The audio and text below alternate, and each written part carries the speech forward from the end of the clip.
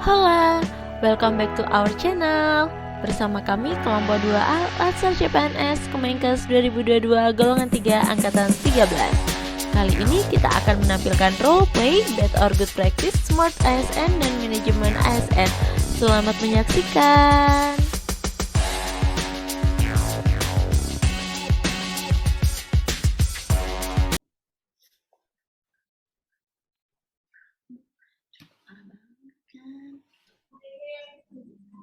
Lama banget sih. Jam berapa nih? Wah, selamat pagi teman-teman. Maaf saya telat ya. Maklum. Enggak apa-apa. Iya, Sibuk ya di Pak. Bapak di mana-mana nih. Oh iya, untuk mempersingkat waktu, kita hari ini mengadakan rapat untuk membahas tentang overcrowding kasus di rumah sakit kita. Langsung saja saya persilakan Mbak Olia selaku Ketua Satgas COVID-19 untuk memberikan laporannya, Mbak. Silakan. Ya Pak. Terima kasih atas kesempatannya. Assalamualaikum warahmatullahi wabarakatuh. Waalaikumsalam Waalaikumsalam warahmatullahi wabarakatuh. Ya, berdasarkan rekapitulasi catatan perkembangan pasien terintegrasi atau yang kita kenal sebagai CPPT, di sini saya menemukan ketidaksinkronan nih antara jumlah kasus yang dilaporkan sama manifestasi klinisnya. Tunggu dulu Mbak. Sorry. Saya ada telepon. Kenapa? Sudah, itu dibeli aja. Udah nggak usah repot. Saya ada rapat. Lanjutkan aja. Maaf Mbak. Ya, silakan Mbak, dilanjutkan. Oke, Dokter Fadli. Jadi tadi sampai mana kita? Oh iya, jumlah kasus di CPPT ya, tidak sinkron dengan manifestasi klinisnya. Nah, di sini saya menemukan sebanyak 100 kasus nih, itu dengan gejala sedang. Terus ada 10 kasus itu gejalanya berat. Tapi manifestasi klinisnya di sini saya nggak menemukan yang tidak sinkron gitu. Dia masuk gejala sedang, tapi ternyata manifestasinya cuma batuk ringan. Itu gimana ya Pak? Mungkin teman-teman yang lain bisa menjelaskan. Oh, gitu. Makasih ya Mbak Olia laporannya dan pertanyaannya. Mungkin teman-teman yang lain bisa menanggapi pertanyaan dari Mbak Olia. Silakan, monggo. Enggak, Pak, saya enggak. Izin Pak Direktur. Ya, silakan. Saya mau menanggapi pernyataan dari Mbak Aulia ya. Saya di sini mau melaporkan sedikit gambaran kondisi keuangan kita saat ini. Pemasukan keuangan rumah sakit kita saat ini tuh sedang menurun ya karena kondisi pandemi COVID-19 ini.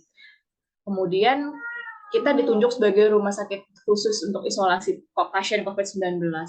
Nah, dengan adanya penunjukan rumah sakit kita sebagai isolasi COVID-19 itu menguntungkan buat rumah sakit kita karena kita mendapatkan anggaran yang didapat dari pemerintah sesuai dengan jumlah kasus yang kita rawat, baik itu gejala ringan ataupun gejala sedang, gejala berat yang kita rawat di rumah sakit kita. Nah, untuk teknisnya mungkin bisa dijelaskan sama Mbak Heni ya, selaku case mix. Silakan Mbak Heni. Ya, Mbak Desi, benar. Tapi tunggu, jadi tadi Mbak Desi ngomongnya kita menguntungkan atau merugikan dengan kondisi ini?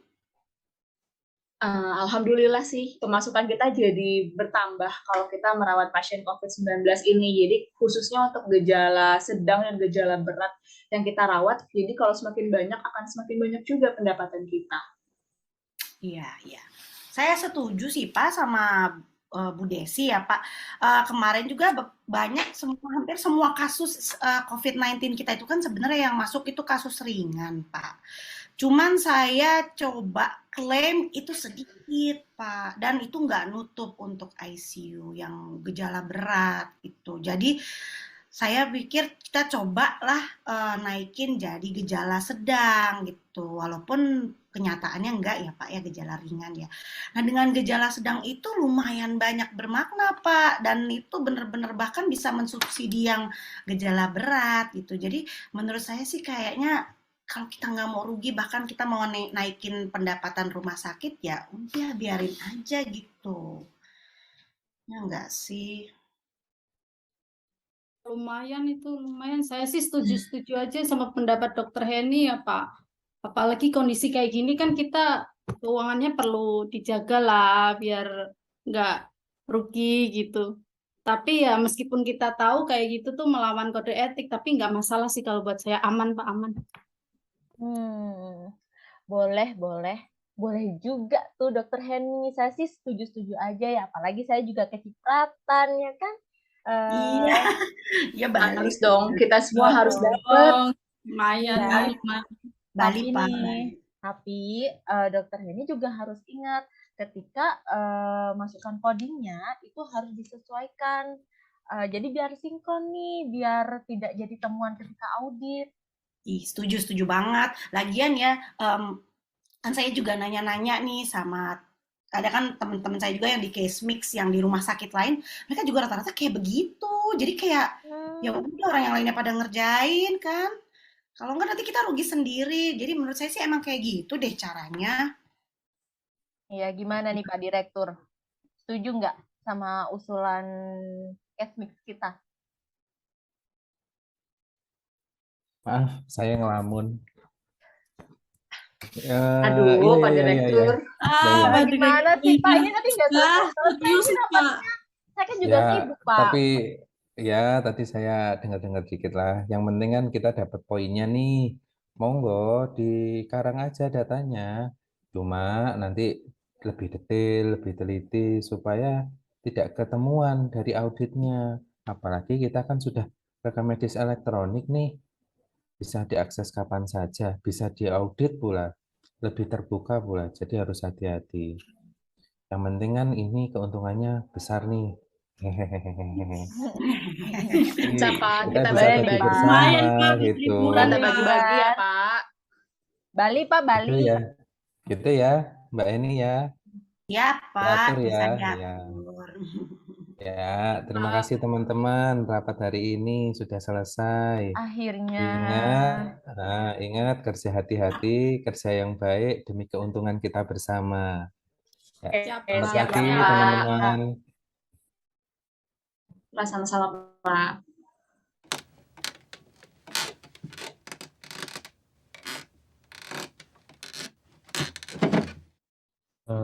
Assalamualaikum warahmatullahi wabarakatuh. Terima kasih kepada teman-teman sekalian yang sudah datang rapat ini tepat waktu. Namun sebelum kita mulai rapat ini, ada baiknya kita berdoa terlebih dahulu berdasarkan keyakinan masing-masing, supaya rapat ini mengeluarkan sesuatu yang baik buat kita dan pasien serta rumah sakit. Berdoa mulai, silakan.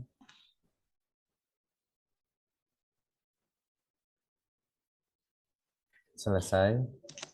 Nah, teman-teman sekalian, pagi ini kita akan membahas dalam rapat ini tentunya tentang overcoding kasus rumah sakit di tempat kita bekerja. Nah, mungkin saya bisa minta tolong kepada Mbak Aulia selaku Ketua Satgas COVID-19 untuk memberikan laporannya. Silakan, Mbak. Ya, baik. Assalamualaikum warahmatullahi wabarakatuh. Waalaikumsalam warahmatullahi wabarakatuh. Ya, terima kasih atas kesempatannya.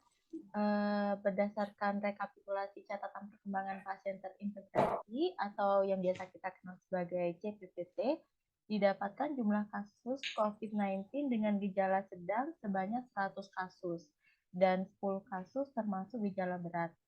Namun di sini saya menemukan adanya ketidaksinkronan antara jumlah kasus dan manifestasi klinisnya.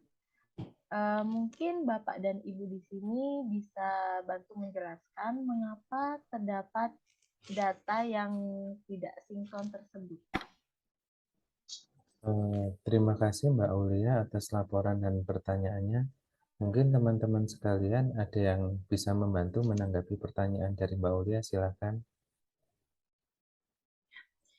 Baik, Pak Direktur, saya izin mau menanggapi pernyataan dari Mbak Aulia.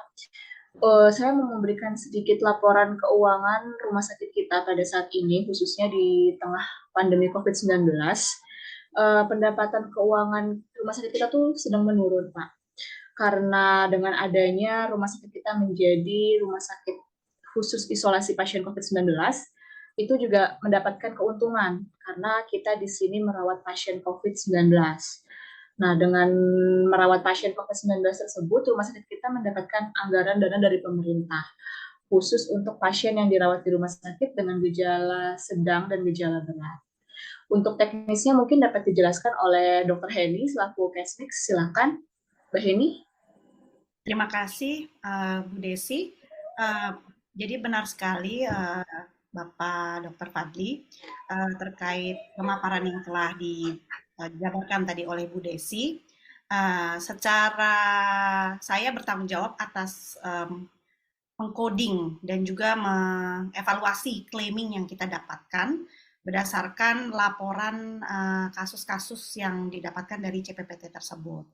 Dan memang dari situ saya mencoba untuk menaikkan beberapa kasus COVID-19 ini dari gejala ringan jadi gejala sedang. Hal itu bertujuan untuk meningkatkan pendapatan rumah sakit kita agar kita mendapatkan dana dari pemerintah yang lumayan banyak. Dan itu juga sangat membantu mengcover atau mensubsidi biaya perawatan yang cukup besar dari COVID-19 dengan gejala berat karena di ICU.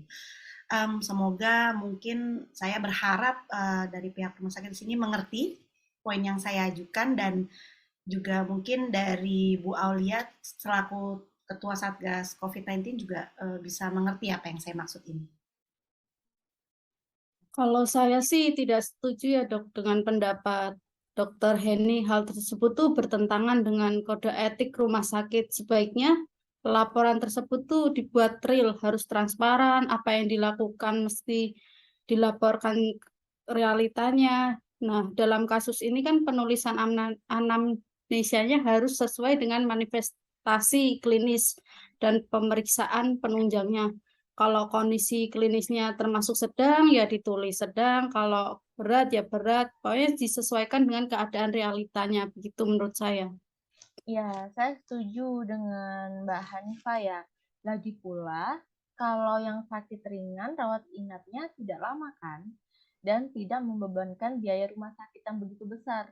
Jadi menurut saya seharusnya dilaporkan saja nih sesuai fakta yang ada dan bisa dipertanggungjawabkan nantinya. Ya, benar, Pak. Memang rumah sakit kita juga tidak merugi sebenarnya dan profitnya tetap ada juga kok, Pak. Mungkin dari apa yang dibahas di sini kita sudah dapat poinnya ya, dan sudah sepakat semua laporan harus dibuat sesuai fakta yang ada, dan ini juga akan mempertahankan nilai kredibilitas rumah sakit di mata masyarakat. Baik, Bapak Direktur, saya akan memperbaiki kembali codingannya dan juga claimingnya agar sesuai. Saya juga akan memperbaiki laporan keuangannya, Pak, sesuai dengan coding yang diajukan oleh Kesmix. Terima kasih partisipasi dari teman-teman sekalian. Sepertinya rapat penting hari ini sudah selesai.